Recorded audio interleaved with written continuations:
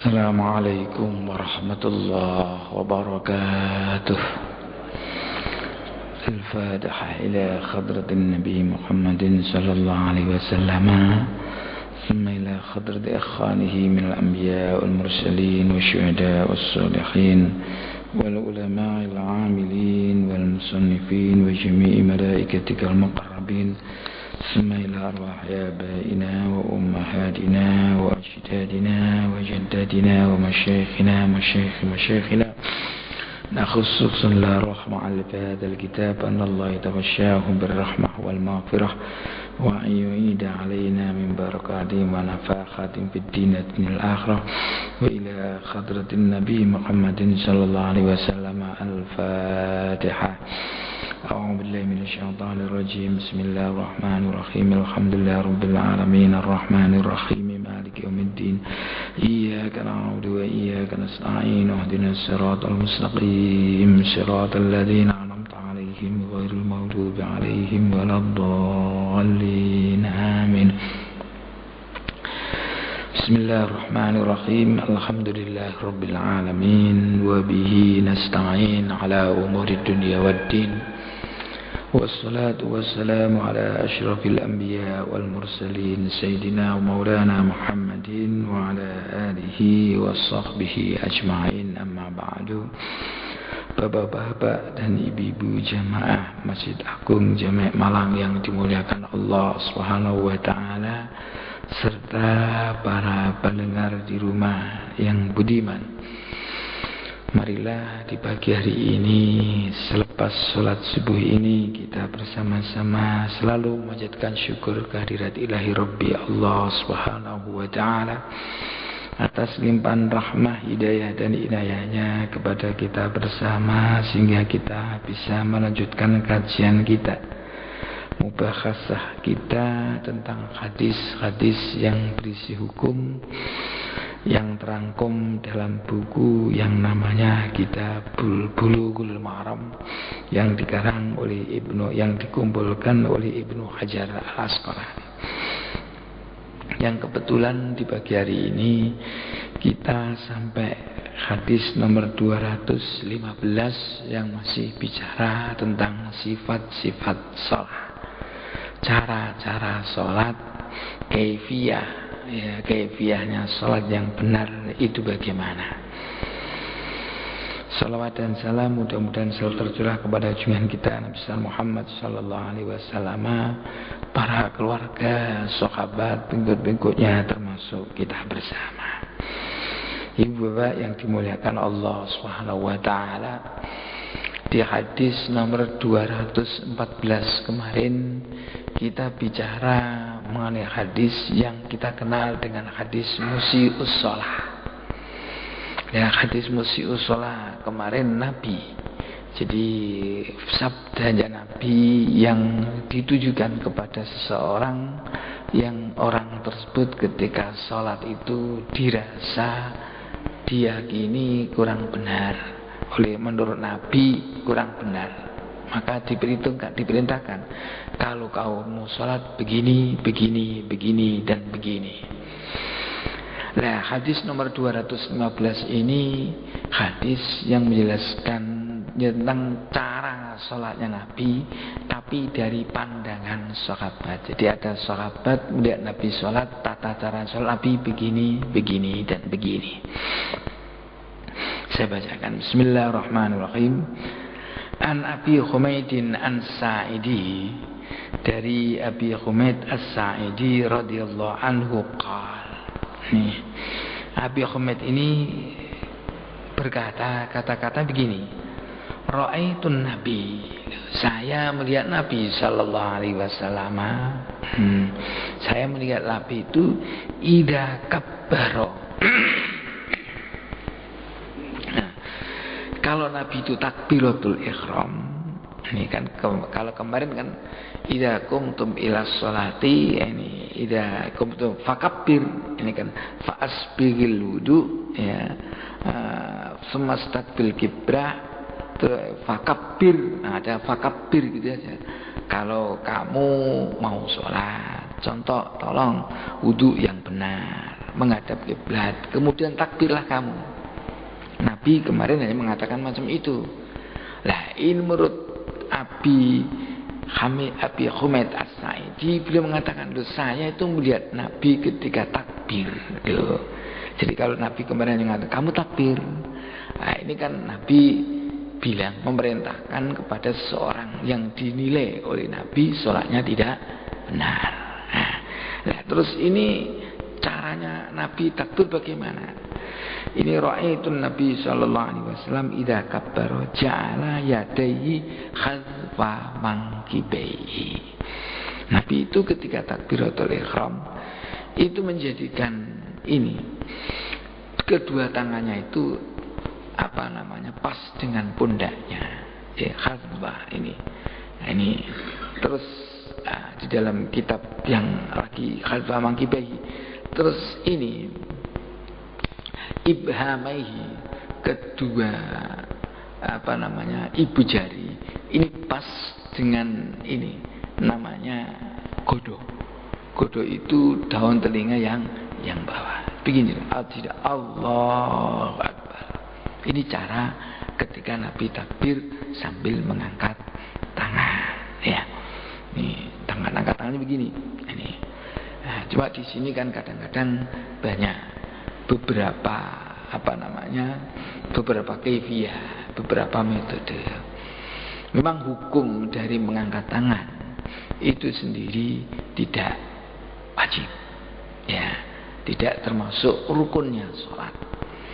Mengangkat tangan itu hanya termasuk sunnahnya sholat, tidak termasuk wajib. Yang termasuk wajibnya sholat, yang termasuk rukunnya sholat itu takbirnya. Di Allahu Akbar itu yang termasuk wajib. Ngangkat tangannya sunnah. Jadi ketika ada seseorang takbiratul ihram tidak mengangkat tangan, itu sholatnya sudah dianggap sah.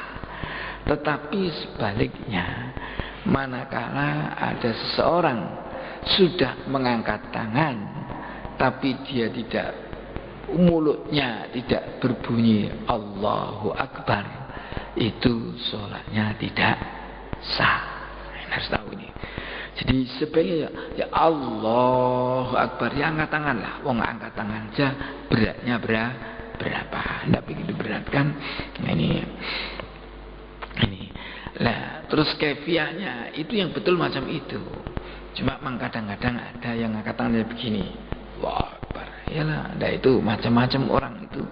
Nah, jadi aja begini. Terus ya ini termasuk angkat tangan itu. Ini ketika takbir. Ini bahkan kalau kita melihat ada yang langsung sedekap, ya, meletakkan tangan di atas mana? Di atas dada. Di atas dada itu begini, itu di atas. Atau tidak usah di sini, di atas, memang repot orang memahami di atas itu. Di atas itu seperti alas saburah, itu ya diletakkan di atasnya papan tulis ini, tidak usah di sini ya. Seperti as-sa'ah alal jidar, jam itu ada di dinding, ya nemplek dinding itu sudah namanya di atas. Cuma mungkin kadang-kadang orang memahami itu kan ala di atas itu di sini, ya enggak lah. Ya itu macam-macam pemahaman lah. Yang penting mungkin sedekapnya itu aja lah. Ini macam-macam kaifiyah. Terserah mereka. Wa idza raka'a, dan apabila Nabi itu ruku, amkana yadaihi, beliau itu meletakkan, jadi menenangkan tangan itu amkan ini. Jadi ini amkana. Jadi amkana yadaihi itu di sini maksudnya min rukbataihi, dari kedua lututnya. Maksudnya begini. Ja'ala rohatai yadain, menjadikan telapak tangan ini, kedua telapak tangan Nabi itu ala rukbatai ini, di atas lutut. Jadi kedua telapak tangan ini ada di atas lutut, biasanya dipegangi lutut itu. Ini. Nah, terus di sini berikutnya wa madda dhahrahu hatta tatma'inna mafasilahu wa tastarhi. Jadi kemudian Nabi memanjangkan punggungnya lurus. Nah, ini punggungnya lurus. Jadi ini juga nanti persoalan juga. Jadi punggungnya itu lurus mestinya ini. Karena ini sudah sampai ini. Cuma kadang-kadang kita itu melihat orang itu beda-beda. Ya, kita melihat orang beda-beda. Kalau orangnya itu pendek, orang pendek, pas pendek perutnya besar. Ini kadang-kadang untuk sholat sampai tangan ini megang roh telapak tangan, memegang lutut itu sulit kadang-kadang. Jadi mungkin akan jomplang karena tangannya orangnya pendek, perutnya besar. Itu kadang-kadang ini pokoknya ya kadang-kadang soalnya hanya begini saja. Ini pokoknya batasannya rohah ketelapak tangan ini bisa mencapai lutut. Iya biqadril imkan. Jadi kalau memang perutnya kecil mungkin bisa lurus begini, bisa itu. Tapi kalau perutnya itu gede kadang-kadang tidak bisanya begini. Nah, ini situasional ya, kondisional. Ini. Nah, ketika itu summa hasira dhahrahu. Ini hasira dhahrahu itu ya ini menjulurkan punggungnya ini. Jadi amala condong begini. Ya. Jadi fistiwa'in min raqabatihi. Nah, ini sama dengan ini kepalanya. Jadi sama. Jadi ya, di sini ya sama kepalanya ini. Terus sama di sini ada penjelasan lagi. Ya, wabat idhari min ghairi takwisin. Ini tanpa punggungnya itu lurus tanpa takwis, tidak melengkung. Jadi kepala melengkung begini tidak boleh. Jadi punggungnya melengkung, nggak bisa. Jadi harus lurus. Jadi punggung itu rata, kalau bisa juga rata dengan kepala. Jadi kepalanya tunduk macam ini. Tidak boleh kepalanya itu enggak boleh. Ya ini enggak boleh. Terus atau kepalanya itu dingkluk juga enggak boleh. Jadi enggak betul. Jadi ada yang rukuk terus kepalanya dingkluk macam ini sampai lihat di belakang. Enggak benar. Ini kepala pas. Jadi rata antara punggung dengan kepala. Ini. Pernah kita lihat ada orang kalau sujud gini kepalanya begini. Oh enggak betul itu. Kepalanya lurus tunggu ini. Jadi ini. Nah, di sini summa hasira dhahrahu maksudnya amalahu lirruku, membungkukkan untuk ruku ini. Nah, ini fistiwa'in min raqabati dalam posisi sama dengan lehernya. Nah, jadi lehernya sama, leher sama dengan kepala, ini sama.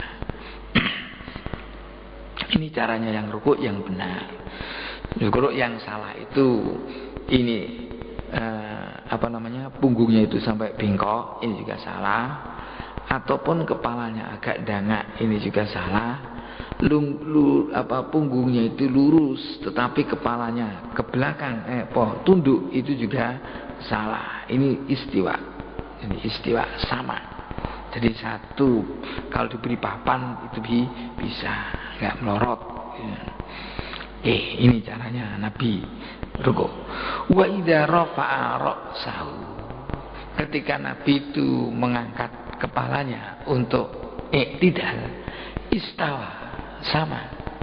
Jadi tegak Nabi itu hatta ya'uda kullu qafarin makanahu, sehingga tulang-tulang, posisi sendi-sendi itu sama dengan semula ketika berdiri. Jadi berdiri tidak begini dulu.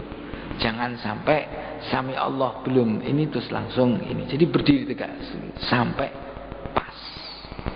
Nah, Ini kadang-kadang yang tidak benar ini orang-orang. Ada beberapa orang yang sholatnya itu kesusu. Antara sami Allah itu belum lurus langsung sujud. Saya pernah tahu itu di masjid ya. Sami Allah liman hamid itu belum begini tegak sudah langsung Allahu Akbar. Itu enggak benar. Sami Allahu Akbar enggak betul. Ya sami Allah liman hamidah langsung Rabbana walakal hamd baru Allahu Akbar. Ini. Wa idza sajada, ini ketika sujud.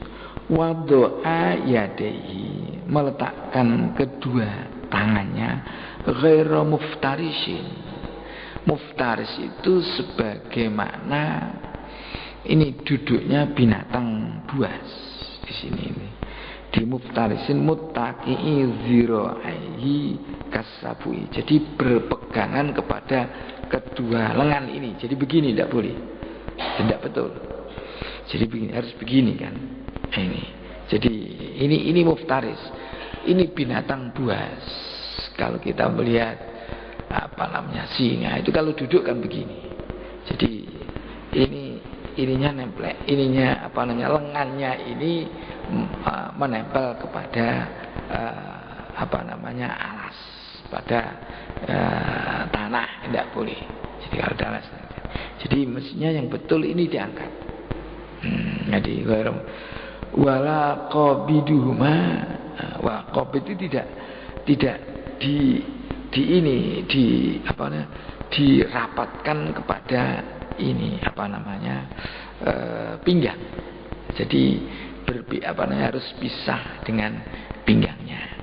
Jadi begini biasa yang kita lakukan. Jadi tangan itu yang menempel di tanah atau di alas ini hanya kedua telapak tangannya saja. Nah, kemudian lengannya itu terangkat, bukan lengan salah. Kalau lengan itu menempel pada tanah, salah.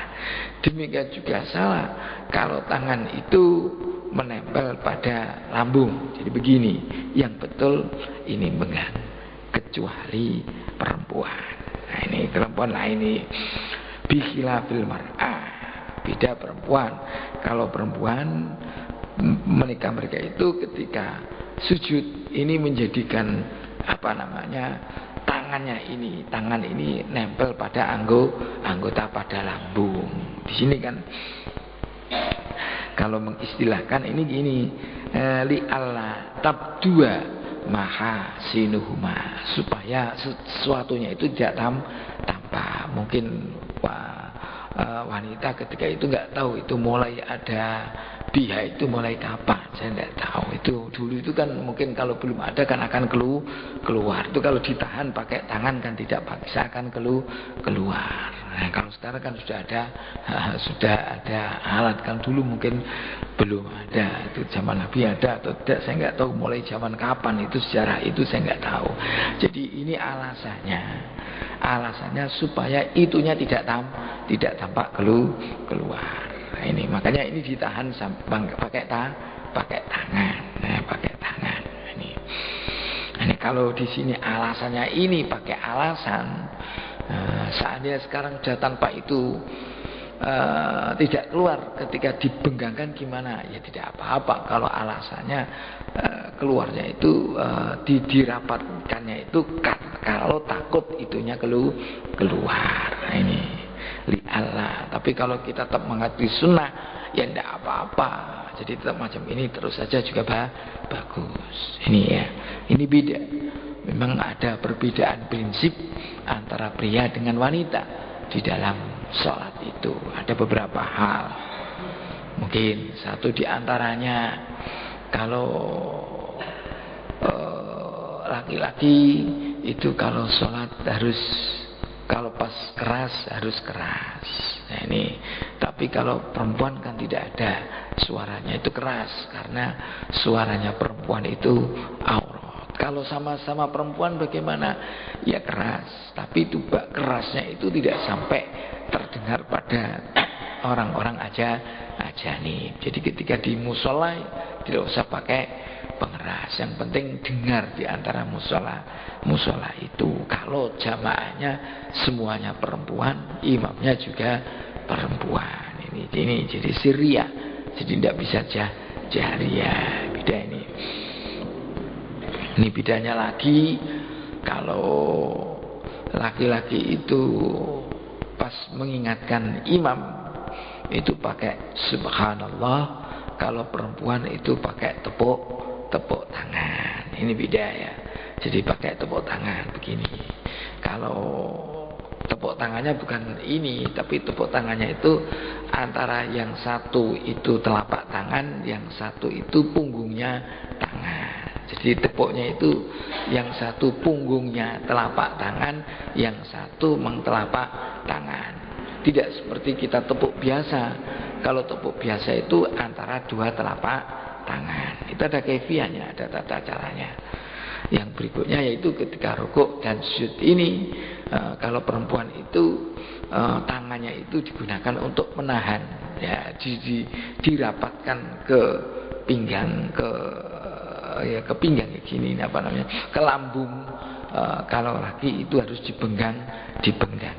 Jadi satu itu dirapatkan kalau perempuan, kalau laki-laki dibenggangkan. Ini cara. Nah, ini biasanya mengenai duduknya, sujudnya. Ini kalau begitu kadang-kadang masih juga ada perbedaan, ya.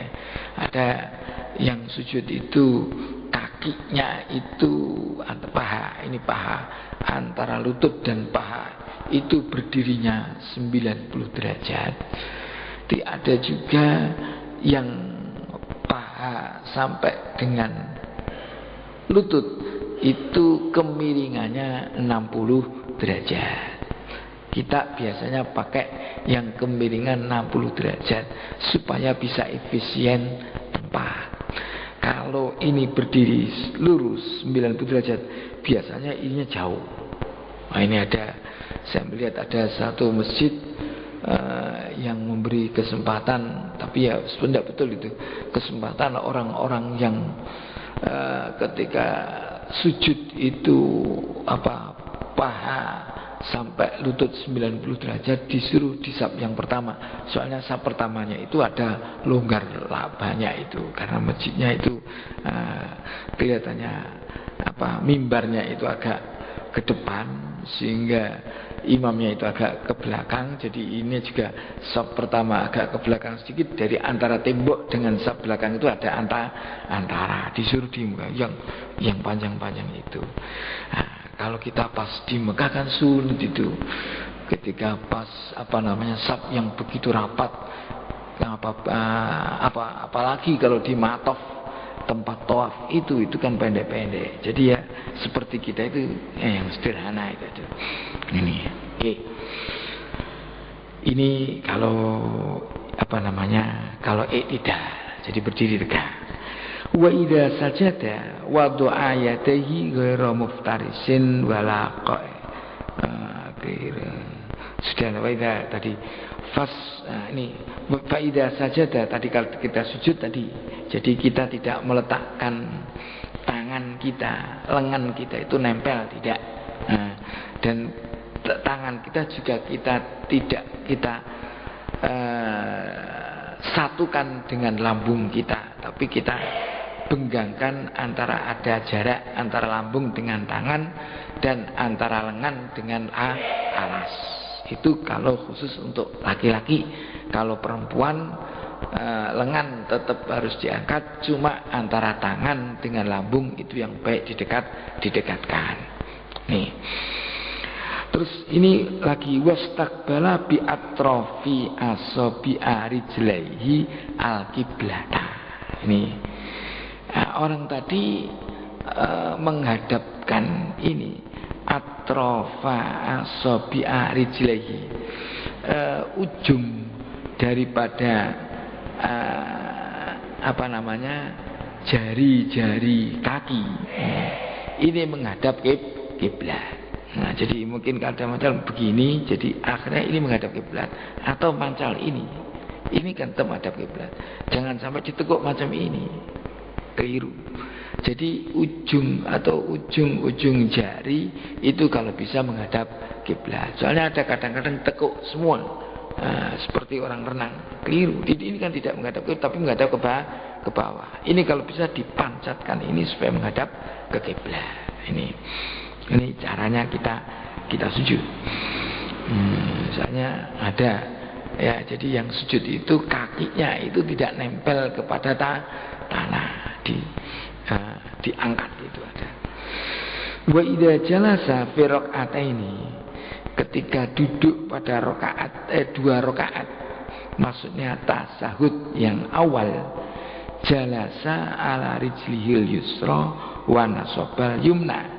Nabi itu duduk di atas kaki yang sebelah kiri, kemudian dan menegakkan kaki yang kanan. Itu namanya duduk iftiros. Dikatakan duduk iftiros itu firos itu lemek ya. Jadi iftiros itu duduk beralaskan, firos itu alas. Jadi iftiros itu duduk beralaskan kaki yang sebelah kiri itu digunakan alas untuk duduk. Jadi pantatnya ada di kaki sebelah kiri. Nah, kaki kanan itu berdiri tegak. Itu pada waktu duduk yang duduk itu tidak diikuti oleh salam. Jadi duduk iftiros itu yaitu semua bentuk duduk yang duduk itu tidak diikuti oleh salam.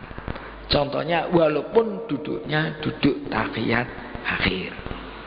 Jadi contohnya begini, ada seseorang lupa mungkin sholat subuh tidak kunut. Bagi yang mengatakan kunut itu sunnah abad, yang manakala lupa harus diganti dengan sujud sahwi. Loh, ketika seseorang itu lupa tidak kunut, ketika habis sujud yang kedua, ya sujud pertama duduk, sujud yang kedua terus kemudian duduk, nah, duduknya dia itu kan tidak diikuti oleh salam. Maka duduk yang nanti akan diikuti oleh sujud sahwi itu duduknya duduk iftiros, bukan duduk tawarruk. Bukan, jadi duduknya tetap beralaskan kaki. Baru ketika dia itu sujud yang pertama, terus duduk sujud yang kedua, nah duduk yang mau mengikuti salam itulah yang nanti duduk yang terakhir yang namanya duduk tawarruk. Jadi duduk tawarruk itu khusus untuk duduk-duduk yang diikuti oleh salam. Kalau tidak, itu duduknya duduk iftiros. Duduk contohnya duduk di antara dua sujud, duduk pada waktu tahiyat awal, duduk pada waktu tahiyat akhir, yang dia itu seorang musolli tadi mau sujud sahwi. Ini duduknya duduk iftiras. Oke. Sekarang wa idza jalasa fi raqatil akhirah. Nah, ini ketika duduk pada rakaat yang terakhir, wa qaddama rijlahul yusra wa nasabal ukhra wa qa'ada ala maq'adihi. Ini baru duduknya duduk tawarruk. Jadi duduknya itu dia kaki kiri akan dimajukan, kemudian kaki yang lain ditegakkan. Jadi begini. Jadi seperti kita lah. Jadi kaki kiri itu agak ada di depan kaki kanan. Nah, ya kan kaki kiri kan ini kaki kanan kan kiri. Kaki kirinya kan ada di depannya kaki kanan. Terus duduknya itu yang pakai beralaskan pantatnya. Maka namanya tawarruk. Tawarruk itu dari kata warik. Warikun itu pantat. Jadi tawarruk itu seorang duduk yang beralaskan pantat, itu namanya tawarruk. Ini duduk-duduk yang digunakan, yang dilakukan ketika orang itu mau melakukan salam. Duduk yang diikuti oleh salam yaitu namanya duduk tawarruk. Itu kaifiyah sholat yang dilihat oleh Abi Humaid As-Sa'idi. Jadi nanti kan bisa dikumpulkan. Jadi kalau kita nanti ketika kita sholat, itu banyak dalilnya, banyak hadisnya, bukan hanya satu hadis. Tadi ada kemarin hadis yang kita kenal dengan hadis musyi sholat dari Abi Hurairah, yang namanya orang kemarin itu Khalad bin Rafi' yang niru. Nah ini juga ada hadis lagi. Ini an Ali bin Abi Thalib radhiyallahu anhu, dari Abi Thalib Ali an Rasulullah sallallahu alaihi wasallam, bahwa Nabi annahu kana idza qama ila shalah qala. Kata Ali bahwa Nabi itu ketika beliau itu berdiri salat, ini masuk salat, Nabi itu mengatakan wajjahtu wajhiya lilladzi fataras samawati wal arda ila qarihil muslimin. Terus ada Allahumma antal maliku la ilaha illa anta rabbi wa ana abduka ila akhirih. Hadis rawahu Muslim. Ini doa. Nah, padahal kalau hadisnya dari Abi Hurairah kemarin kan faqra ma tayassara minhu minal Quran. Suruh membaca Quran yang kamu bisa. Nah ini Quran yang kamu bisa. Dalam riwayat yang lain itu semakra bi ummil Quran wa bima Allah atau wa bima syi'ta. Kamu baca ummil Quran Fatihah dan apa yang kamu bisa. Wa bima syi'ta, dan ayat-ayat yang kamu mau. Jadi di samping baca Fatihah juga ada baca Quran yang bisa, yang disenangi, yang dimaui oleh sang musolli. Ini tafsiri khusus untuk rakaat pertama dan rakaat kedua, baik sholat sirriyah ataupun jahriyah. Nah, padahal di sini hadisnya Ali, ini kok Nabi itu mengatakan ini wajjahtu itu. Nah, ini sempurnanya doa itu, ini wajah itu yang seperti kita baca itu, wajah itu wajhiyalladzi fataras samawati wal arda hanifan wa ma ana minal musyrikin inna sholati wa nusuki wa mahyaya wa mamati lillahi rabbil alamin la syarika lahu wa bidzalika umirtu wa ana minal muslimin. Ini bacaan hadisnya dari Ali bin Abi Thalib ini. Nah, ini hadis ini, nah ini apa namanya? Oh, ini dibaca ketika Nabi sholat, dibaca sebelum membaca Fatihah. Nah, bacaan sebelum baca Fatihah itu kita kenal dengan namanya iftitah, doaul iftitah. Ini, dan riwayatnya banyak sekali.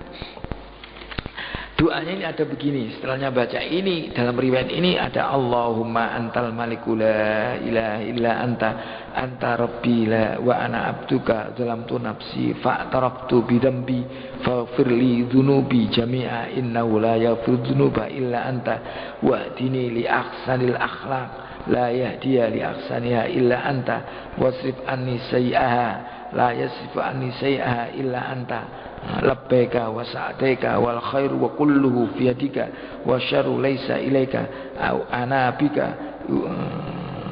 bika wa ilaika tabarakta wa ta'alaita astaghfiruka wa atubu ilaik. Itu doa juga.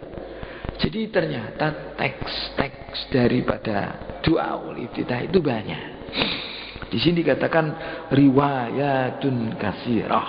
Jadi riwayatnya itu banyak sekali. Jadi doa iftitah itu banyak sekali riwayatnya. Nah, ini.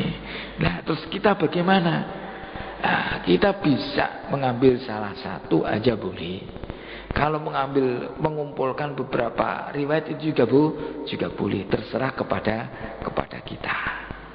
Karena sholat itu kan tempat yang bagus untuk berzikir. Maka kita yang baik itu zikir kepada Allah Subhanahu wa taala. Ya, kecuali ya selain selain hal-hal yang sudah disuruh oleh Rasul secara konkret. Contohnya faqra. Nah, ini baca Quran itu wajib. Nah, ini ada perintah.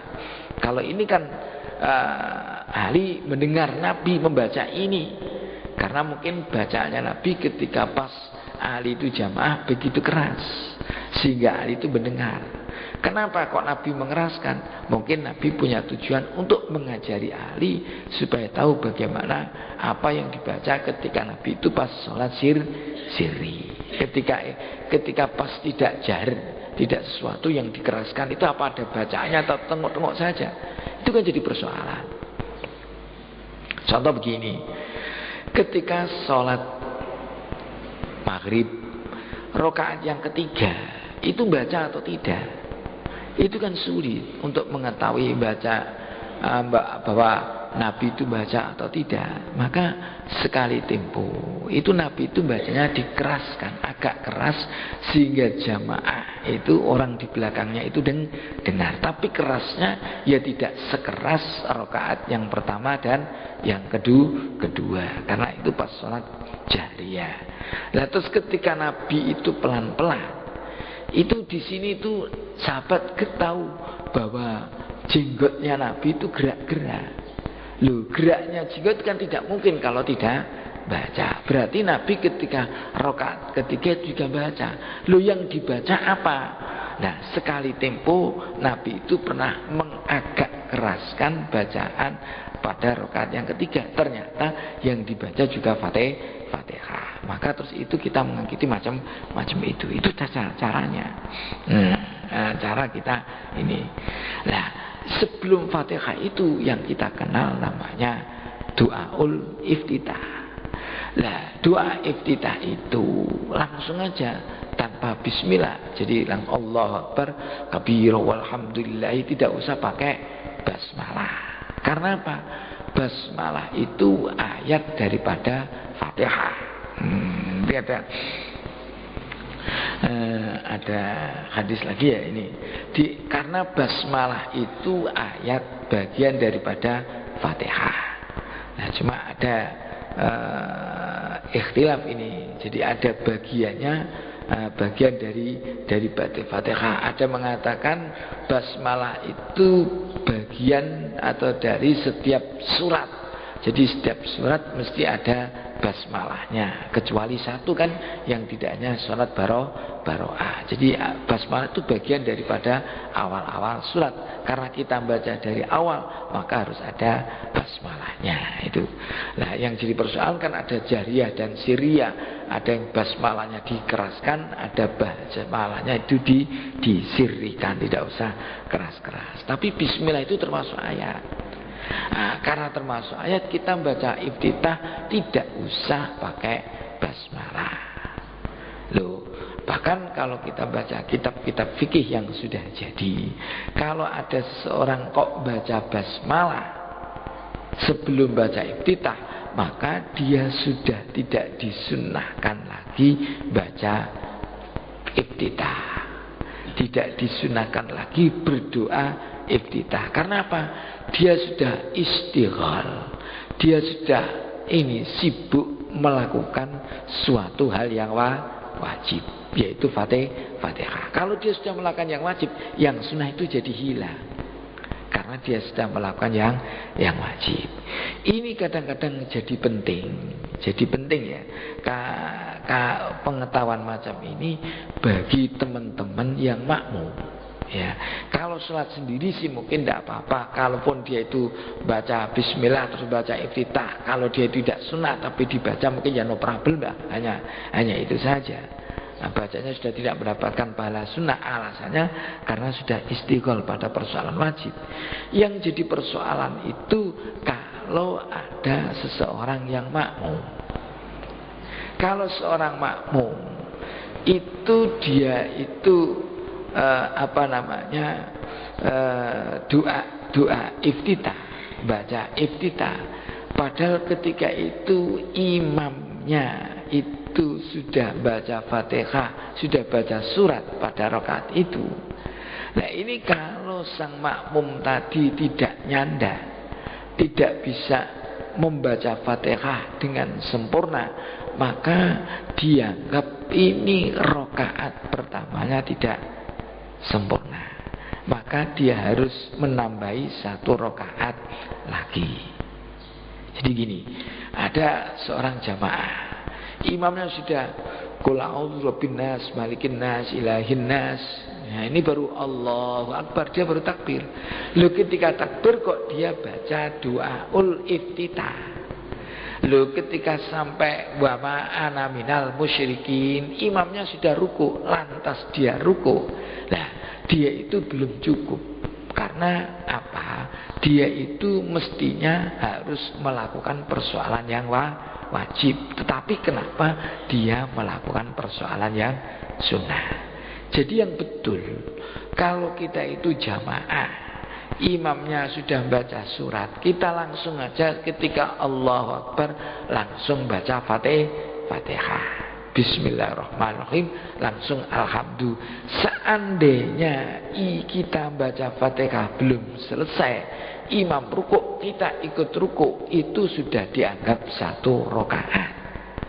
Karena bacaan kita sudah ditanggung oleh imam. Qiraatul imamum ya qiraatul imam. Jadi qiraatul ini bacanya imam itu menanggung qiraatul makmumnya ini. Nah ini. Tapi tadi syaratnya sang makmum itu jangan sibuk, jangan melakukan persoalan-persoalan yang sunnah. Ini khusus, penjelasan khusus bagi mereka-mereka yang sholat jamaah, yang ketika jumpa imam masuk jamaah, imam sudah membaca akhir daripada surat,